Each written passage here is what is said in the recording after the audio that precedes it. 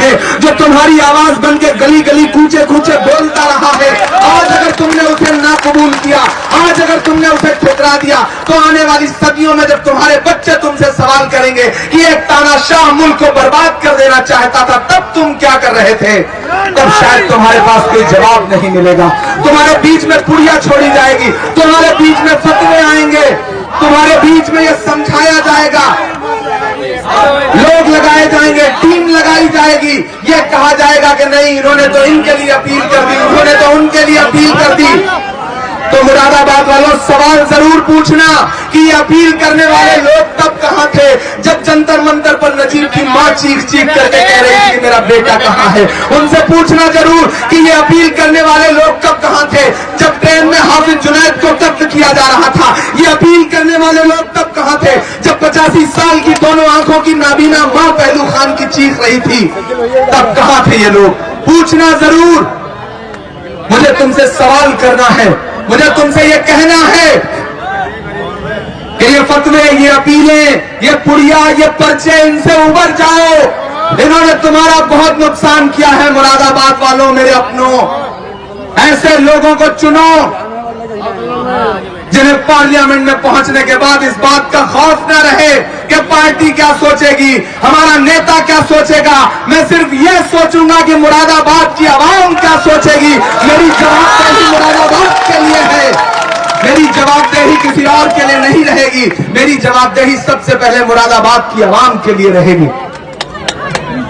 मुरादाबाद वालों, मेरे अपनों, मैं अब अपनों ही कहूंगा आपको, आप चाहे जो फैसला करें। मैं आपसे बहुत जज्बाती होकर गुफ्तगू कर रहा हूं, बहुत जज्बाती होकर गुफ्तगू कर रहा हूं।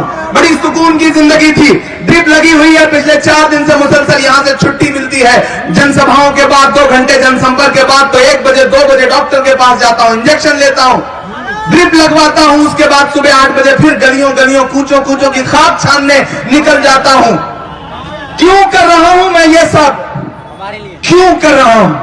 मुझे अल्लाह ने बहुत शोहरत दे रखी है, बहुत प्यार दिया है, बहुत कुछ दिया है, लेकिन अगर आज मैं अपनी जिंदगी दांव पे लगा करके इस जंग में कूद पड़ा हूं तो इसका मतलब तुम नहीं समझोगे तो कौन समझेगा। मुझे तुमसे सवाल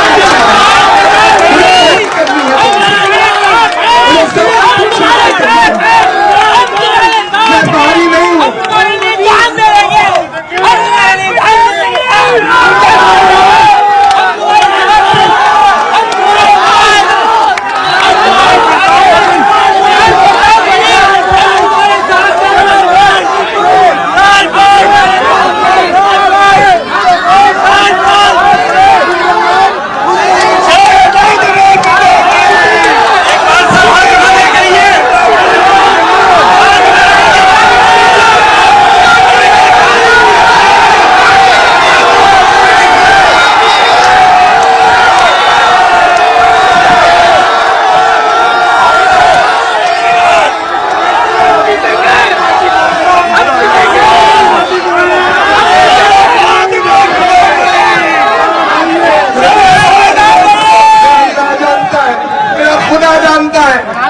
सांसदी का टैग लगवाना मेरा मकसद नहीं है।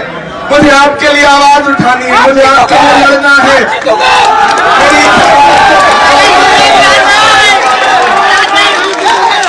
मैं बड़ी उम्मीदें लेकर तुम्हारे शहर में आया हूँ, मैं तुम्हारे शहर से जाने नहीं आया हूँ।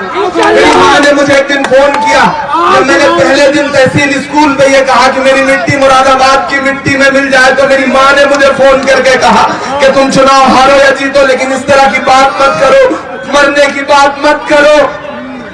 लेकिन मैं क्या कहूँ,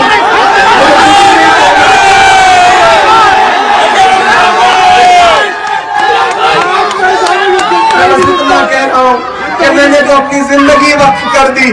मैं पिछले 8 साल से 10 साल से आपके लिए लड़ रहा हूँ, लोगों के इल्जामात झेलता हूँ, लोगों के ताने सुनता हूँ। मैं चाहूँ तो जुल्फ़ और लबो रुखसार की शायरी करके भी वही इज्जत कमा सकता हूँ, लेकिन मैंने अपना खून दिया जंतर मंतर पे अपनों के लिए। जब मॉब लिंचिंग के शिकार लोग 50 से ज्यादा तुम्हारे लहूलुहान लोग मारे जा रहे थे, तो पूछो कि ये लोग पार्टियां कहाँ थी, ये नेता कहाँ थे, कौन जा रहा था पहलू खान के घर, कौन खड़ा था नजीब की माँ के साथ, कौन खड़ा था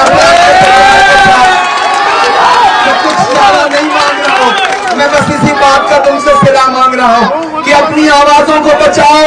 बहुत चंद लोग हैं जो तुम्हारे लिए लड़ रहे हैं, अगर उन्हें भी नहीं बचा पाओगे तो कल कौन बोलेगा तुम्हारे लिए? ये तुम्हें फैसला करना पड़ेगा तुम्हें। इसमें तुम्हें कुर्बानी देनी पड़ेगी। जब मकसद बड़ा होता है तो कुर्बानी देनी पड़ती है मुरादाबाद वालों। ये मकसद बहुत बड़ा है, ये मकसद तुम्हारी आने वाली नस्लों का है। मुझे तुम्हारे लिए यूनिवर्सिटी बनानी है, मुझे तुम्हारे IAS IPS बच्चों के लिए फ्री कोचिंग बनानी है, मुझे हिंदुस्तान के हर मजलूम इंसान की आवाज पार्लियामेंट में खड़े होकर के बोलनी है। आप सिर्फ मुरादाबाद के लिए सांसद नहीं चुनेंगे। आपको नहीं पता है कि हिंदुस्तान के हजारों बेजुबान लोग, हजारों मजलूम लोग मुरादाबाद वालों नमाजों में दुआएं कर रहे हैं कि तुम सही फैसला करोगे, तुम इमरान को पार्लियामेंट पहुंचाओगे। मैं गुजारिश करता हूं, मेरे इन आंसुओं की लाज रखना। ये आंसू झूठे नहीं है, ये जबान झूठी नहीं है, मेरा दिल सच्चा है। मैं अल्लाह की दरगाह में खड़ा होकर ये कहता हूँ कि इस आवाज को कमजोर मत करने देना, इस आवाज को कमजोर मत करने देना। साजिशें होंगी, तुम्हें परगलाने की कोशिश की जाएगी, तुम्हें बहकाने की कोशिश की जाएगी, लेकिन ये इलेक्शन मैंने उसकी जात पे छोड़ रखा है। लोग कह रहे हैं उसके पास पैसे नहीं है, उसके पास गाड़ियां नहीं है, उसके पास धन दौलत नहीं है, बंदूकें नहीं है, गोलियां नहीं है। मेरे पास ईमान की ताकत है, मैं उसकी बुनियाद पे लड़ रहा हूं, मैं उसकी बुनियाद पे लड़ रहा हूं। अब मेरे इस धर्म को बचाने की जिम्मेदारी तुम्हारी है। मुझसे मेरे होने की पहचान नहीं ले सकते हो। जब तक रब ना चाहे मेरी जान नहीं ले सकते हो। मेरी सांसों में जलती बारूदें तो भर सकते हो, लेकिन तुम मुझसे मेरा ईमान नहीं ले सकते हो। मुरादाबाद वालों, तुम्हारे कारोबार चौपट किए गए। यहाँ के कारीगरों पर पहले नोटबंदी करके उनकी कमर तोड़ी गई। जब उससे काम नहीं बना तो GST लगा के तुम्हारा कारोबार बर्बाद कर दिया गया। मुझे सवाल उठाना है पार्लियामेंट में। मुझे राहुल जी के प्रधानमंत्री बनते ही उनके कुर्ते का दामन पकड़ के उनसे कहना है कि मुरादाबाद वालों का हक ज्यादा बनता है, क्योंकि मुरादाबाद में बहन प्रियंका दीदी की ससुराल है। ससुराल का हक ज्यादा बनता है।